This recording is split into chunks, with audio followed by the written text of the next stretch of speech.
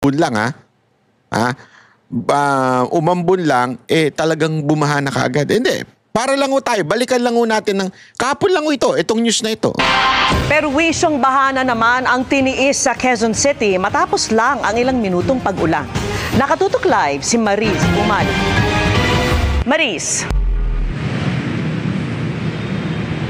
Vicky, humupa na ang baha dito sa may Maria Clara Street at Araneta Avenue dito sa Quezon City. Pero kanina ay umabot hanggang tuhod ang baha kahit na panandalian lang na bumuhos ang napakalakas na ulan. Alas 4 ng hapon simulang bumuhos ang napakalakas na ulan sa ilang bahagi ng Quezon City. Ayon sa Pag-asa, thunderstorm ang sanhi nito. Sa loob lang ng ilang minuto, tumaas agad ang baha rito sa may Maria Clara Street, corner Araneta Avenue. Perwisyo ang hatid sa kapwa motorista at mga pedestrian.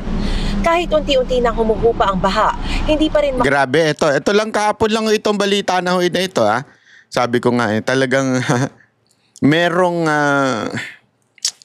merong senyales ibinibigay ang ating, ayoko isama sana ang Panginoon dito, pero ganun talaga You cannot separate God sa bansa. Kasi kung titingnan mo sa Old Testament, lahat ng galaw ng mga king ay may kinaugnayan ng Diyos. Even allowing some wicked king, merong dahilan ng Panginoon kung bakit pinayagan yun. Ito, nababalita na magkakaroon ng rally ngayong weekend and sa mga darating na araw. Binigyan huli ng senyas ang taong bayan, ang mga Pilipino. Ito, wag niyong kakalimutan. Ninakaw ng gobyerno ang ating buwis. Tuloy ang maraming motorista sa takot na tumirik. Gaya ng motorcycle ride-hailing driver na nagdalawang isip muna kung susuong sa baha. Hatid ko siya ma'am sana sa Santa Cruz. Kaso... Saan mo na siya hatid ngayon? Umayos ka Bakit naka-smile si ate? Ate, ba't pa smile ka dyan? Naku, delicate siyang Biro lang kuya, binibero-bero lang kita Kasi tingnan nyo biglang nag-U-turn. Kuya, wag kang biglang biglang kakaliwa Baka bigla ang pumasok kung saan-saan. Paanan, ayan nga baha. Pag umikot naman, napakalayo. Kaya di ko alam. Anong decision mo? Siguro ma'am, iikot na lang, mahirap sumugal dyan. Naku po! Parang enjoy si kuya, sabi niya. Ma'am, wag muna tayo muwi, wag muna tayo sumugal dyan, magkape muna tayo. O kaya mag-fried chicken muna tayo. Gago! Kuya, naka-video ka. Alam ng asawa mo, at saka alam ng asawa, may boyfriend kaya yung babae? Binibiro ko lamang po wala ko silang relasyon. Oo ma'am, masisira yung motor ko. Kasi nakangiti si ate, tingnan mo. Iba yung ngiti niya Na lang po kasi mataas po yung baha po Tapos tuwang-tuwa naman si kuya. Gago! May bago na tayong love team, ladies and gentlemen. Pag nagkaanak sila, anong pangalan? Zaldi. Bakit? Gago! Bunga ng plad. Gago! Pwede rin Martin. Gago! Umayos kayo Hindi. Biro lamang po yun Binibiro ko lang si kuya at si ate. Pero di gaya nila, may mga naglakas loob na lumusong sa bahagay ng ambulansyang ito at ng mga motoristang ito. Tumigil na ang ulan pero mahigit 1 oras pa bago tuluyang humupa ang baha sa lugar na ito. Hindi ganyan sa Davao. Sa Davao, sandali lang. Babaha naman. Kasi normal lang bumaba. Kahit sa ibang bansa bumabaha Pero ang bilis mawala. At saka yung sa ibang bansa, mababa. Pati sa Davao naman, mababa. Sa Davao City, mababa. Tapos nawawala kagad. Ang sunod naman binuno ng mga motorista, mabigat na traffic. Grabe Vicky, narito ako ngayon sa may panulukan ng Araneta Avenue. Ay, hindi ako naniniwala. Dapat next time doon ka sa baha. Kasi ganun yung mga reporter, di ba? Sumasaw-saw sa baha. Tapos saka magsasalita. Nandito ba ako sa baha? Abot hanggang ulo. Pero nakakapagsalita pa siya. Next time ganun, Maris, ha? Gago! Lulusong ka sa baha, tapos kailangan nakaganon ka na. Nandito po ako sa baha, abot hanggang ulo, ganun, ha? Biro na. Yun, no? At ang Maria Clara Street at hanggang sa mga sandaling ito ay mabigat pa rin ang daloy ng mga sasakyan, no? O yung mabagal yung usad ng mga sasakyan. Alam mo ko ako sa'yo, sisihin mo Davao. Dahil sa baha dyan. Sige na! Naiya ka pa eh. Woo! Naiya ka pa, te. Kunwari ka pa dyan, te. Sisihin mo na Davao. Yan, mabigat ang daloy ng trapiko dahil kumakapal palalo yung volume ng mga sasakyan. Dito sa may Maria Clara Street ay aabot hanggang mga 500 meters yung haba ng traffic, habang dito naman sa may Araneta Avenue ay mahigit 1 kilometro ang haba ng traffic. So yan muna ang latest na sitwasyon mula pa rin dito sa may Araneta Avenue sa Quezon City. Balik sa inyo, Vicky. Maraming salamat sa iyo, Maris. Ayan. May paalala, di ba? May paalala sa atin ang langit at sinasabing, ayan, no? Huwag niyong kakalimutan. Ngayong mga darating na araw, huwag niyong kakalimutan yan. Alam mo, ladies and gentlemen, ito, maganda ho itong panawagan. Nananawagan na po ang ating mga leaders. At ito ho'y napakagandang panawagan ni Senator. Sayang, ito talagang dapat naging senador din eh. Sana katandem ito ni Cayetano, katandem ito ni Marcoleta. Lumalala at talaga namang hindi may pagkakaila na sobrang tindi na ng nakawang nagaganap sa kabanang bayan sa ating bansa. At regarding that, ay hinanap uli natin yung isang nagsusulong ng mga kabutihan para sa mga Pilipino sa pamamagitan ng grupong Maisog. Sa katauhan po yan ni former Executive Secretary si Attorney Vic Rodriguez na nasa ating linya ngayon. Attorney Vic, magandang hapon po sa inyo. Pag-iisipan to Hapon po, joining us via Zoom. Yes, Ayun. Ay, magandang hapon Miss O. Karen at magandang hapon Ginoong Henry Uri at magandang hapon po sa lahat ng Pilipino at magandang araw sa lahat ng Pilipino saan man pong panig ng mundo. Attorney Vic, can you brief us muna? What is Maisog again? Para lang yung ating mga kababayan ay may background na kaunti sa Maisog. Maraming salamat, Henry. Ang hakbang ng Maisog ho ay hindi political party. Ito po ay isang social movement na itinatag ni dating Pangulong Rodrigo Roa Duterte noong January 2024. At ang core advocacy po ng hakbang ng Maisog, kami ay nananawagan nung araw pa for transparency, accountability, peace and security sa ating bansa, sa ating pamahalaan. Maisog is matapang, di ho ba? Maisog is matapang, maisog is brave. Ay, Bisaya ng...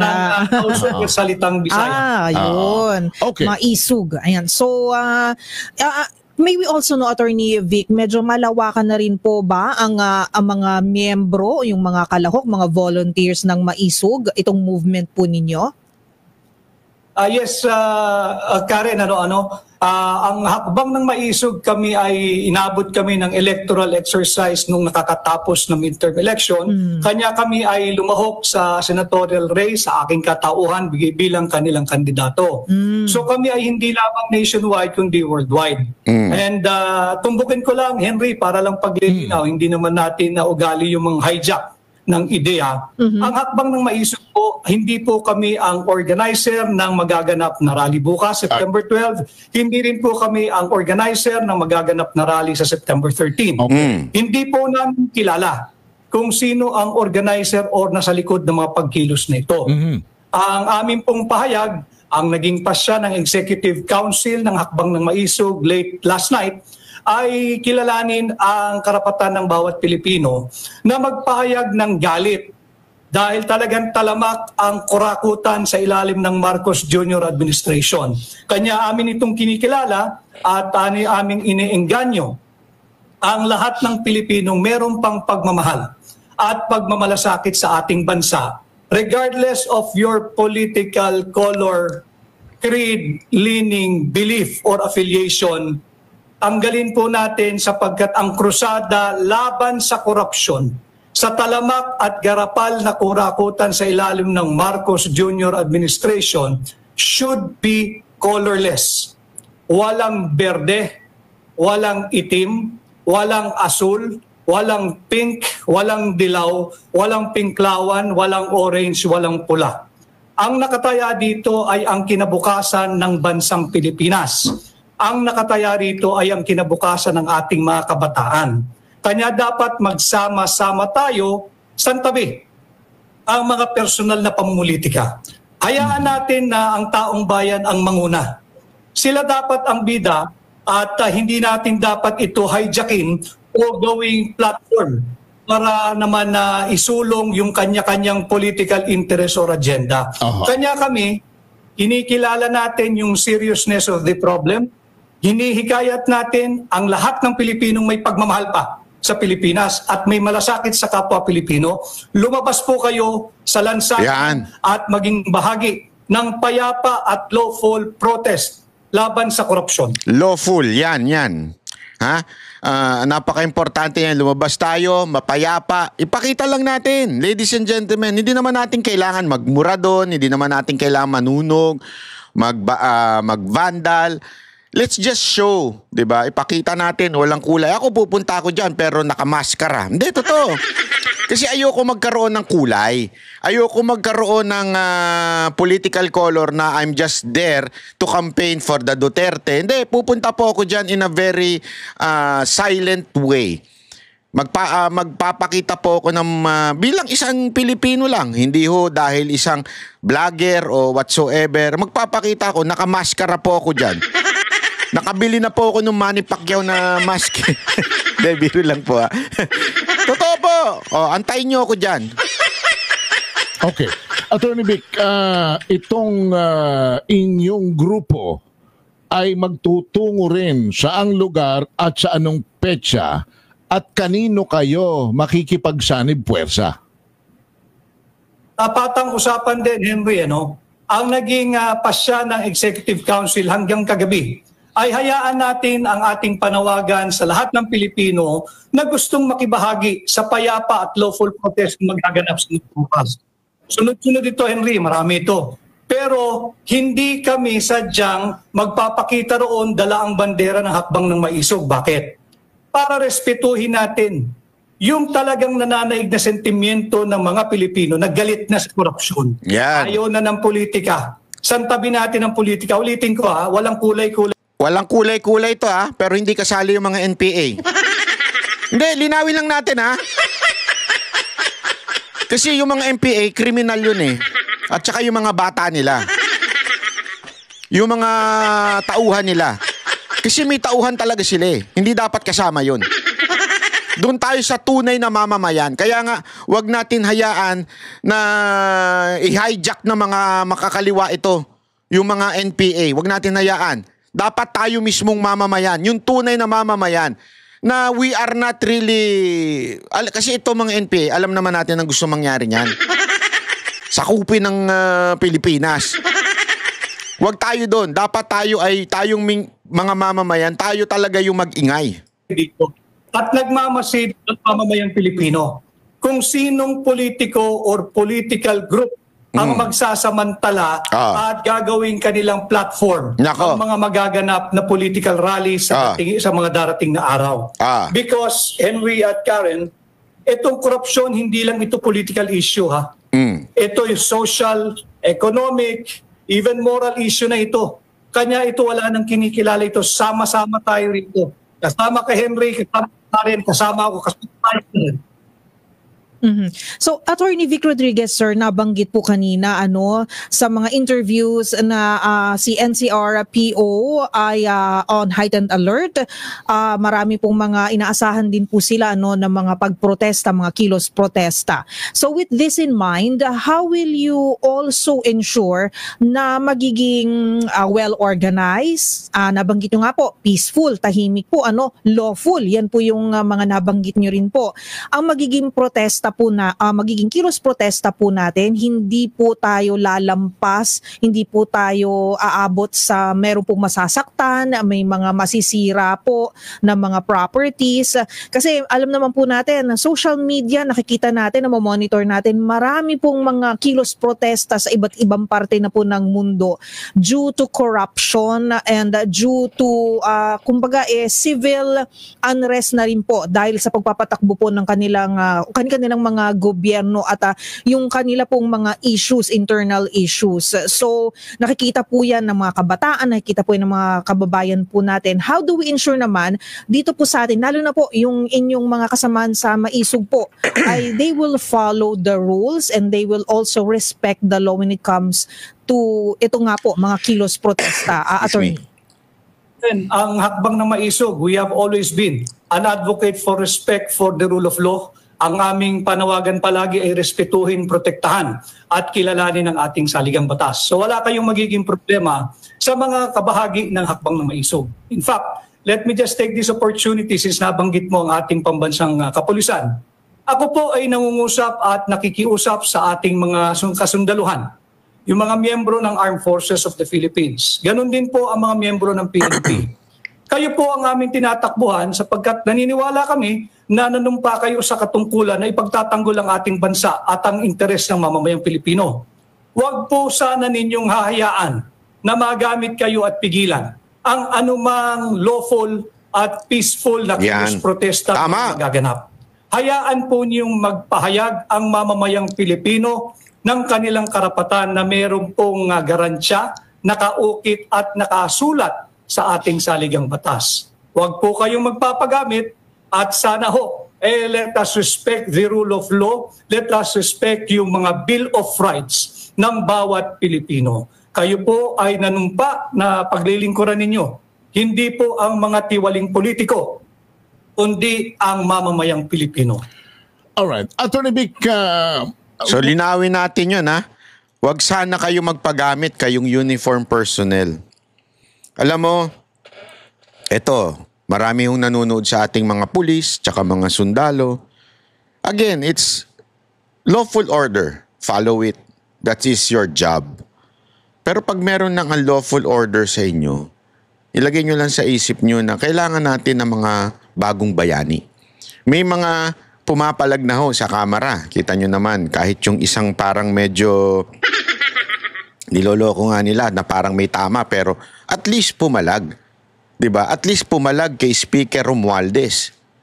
Marami na ho unti-unting bumabangon at lumalaban. Ibig sabihin, naninindigan. Kung ito mga to, kaya nilang lumaban at manindigan. Sana tayo rin pag panahon na utusan na kayo ng hindi tama. Diba? Lawful order, follow it. Let's maintain peace. Pero kung uutusan kayo para lang pahirapan o para lang talagang anuhin ang mga ralista, sana po wag ho kayong pumayag.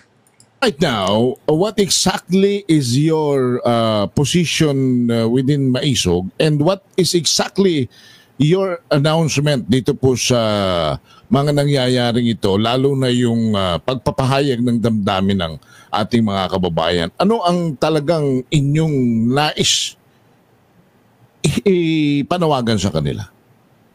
Ang ating panawagan sa ating mamamayang Pilipino, panahon na tayo ay manindigan. Ipahayag natin ang ating mga saloobin at prinsipyo ng payapa at naayon sa rule of law. Paulit-ulit tayong rule of law, paulit-ulit tayo ng ating saligang batas sapagkat we never espouse any violent form of protest.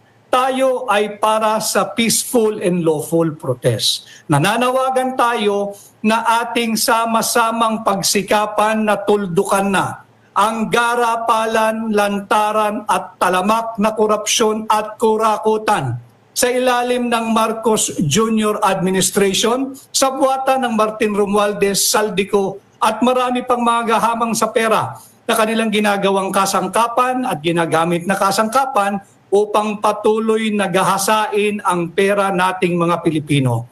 Trilyon-trilyon na, Henry, ang inuubos. Kayo dyan sa inyong istasyon, hindi nyo pa nahihipo yung inyong sahod. Tuwing kinsenas at katapusan, bawas na yung inyong buwis. Napakasakit, hindi ba? Nagtatrabaho tayo pare-pareho ng marangal, ninanakaw lang ang pera ng mga Pilipino. Yun. Panahon na iparinig natin sa pamahalaan, itigil na ninyo yang walang kapararakang pagnanakaw sa pera ng Pilipino. Nananawagan kami sa lahat. Please help save our country, help save the Filipino, help save the Philippines. All right. So come Saturday or even tomorrow Bukas, ay may mga tao na hong lalabas at kasi EDSA Shrine ho ang lumulutang na venue ng iba't ibang common protest na ito. So ibig sabihin ito, are we possibly partner, yung people power ba posible naman ng mangyari? Pang ilan na bang people power EDSA ito? Kung wag nating mamaliitin ang kapangyarihan nito eh. Pero posibleng pang ilan na ba ito? At pahantong ba talaga ho ito sa people power sa tingin ninyo, Atty. Vic? Basta titingnan mo lang, Henry, yung kaganapan sa labas ng ating bansa. In the past few days, in 3 consecutive, nag-collapse yung gobyerno ng Japan, ng Nepal at ng France. Nagbitiw yung kanilang mga gobyerno at dahil ito, bumigay sila sa pressure nung nag-posisyon na ang mamamayan nila na ayaw na sa korupsyon. Hirap na hirap ng Pilipino. At tama na itong mga lokohan na paulit-ulit na lang may investigation pero yung dapat managot, hindi nananagot. This is far bigger than the Janet Napoles scam. Kung dati ay we're all aghasted, Henry, by the 10 billion peso amount nung panahon nung PDAP scam na yan, ang primary bidder yan ay si Binibining Janet Napoles. This is 100 times or probably 300 times bigger than the 10 billion PDAP scam. So dapat tayong magsama-sama, ulitin ko, para sa ating mga kabataan at darating pangsaling lahi, magtulong-tulong po tayo. Help save our country while there is still time. Help save our fellow Filipinos, lubog na sa kahirapan, lubog pa sa baha. Help save the Philippines. And Attorney, I would just like to also ask for your opinion din and opinion din po ng inyong grupo, ang Maisog po, regarding po yung mga ongoing hearings po ng ating mga mambabatas regarding the ghost flood control projects, yung mga humarap na po na mga district engineers po, yung mga statements nila. Ano pong assessment nyo dito? Sa inyo po bang palagay, meron pong kahihinatnan ito? Meron po bang makukulong? Meron po bang mananagot? Ano po din ang inyong mga suggestions patungkol po dito? Yung suggestion ko, alam mo, hindi suggestion ng matalino. Common sense lang ito, Karen. Yung sinasabi ng mamamayang Pilipino, ibalik ninyo si dating kalihim Manny Bonoan. Ipatawag ninyo yung dating Undersecretary Robert Bernardo. Ipatawag ninyo yung lumalabas sa pangalan na Pahati Construction. At isagutin lamang ng Senado. Just give us one good reason, ang mamamayang Pilipino. Give us one good reason kung bakit kinakailangan palitan ang chairman ng Blue Ribbon Committee kung talagang totoong investigasyon at pananagutan ang gusto nating gawin. Just one good reason. Sapagkat pangalawa, pangatlong hearing pa lamang, nasa tamang direksyon naman at mistulang natutumbok na yung ulo ng pugita, biglang ang pinutol na ulo, yung ulo ng chairman ng Blue Ribbon. Just give us one good reason. Kaya nga tayo ay nanghihikayat sa lahat ng... Yun na nga ho, ladies and gentlemen. Napaka-importanting maunawaan natin ito. Ang pinugutan talaga, alam mo, sabi ni Marcoleta, napanood ko kanina lang, at sabi ni Marcoleta ay siya naman talaga ang target. Kami ang boses ng masa, hindi natatakot. Katotohanan lang, di kami nalulunod. Walang bahid ng sismis, lahat ay totoo. Kahit sino ka pa, pag mali ka babanatan ka. Walang pinipili kulay, wala kaming kinikilingan. Basta para sa bayan, kami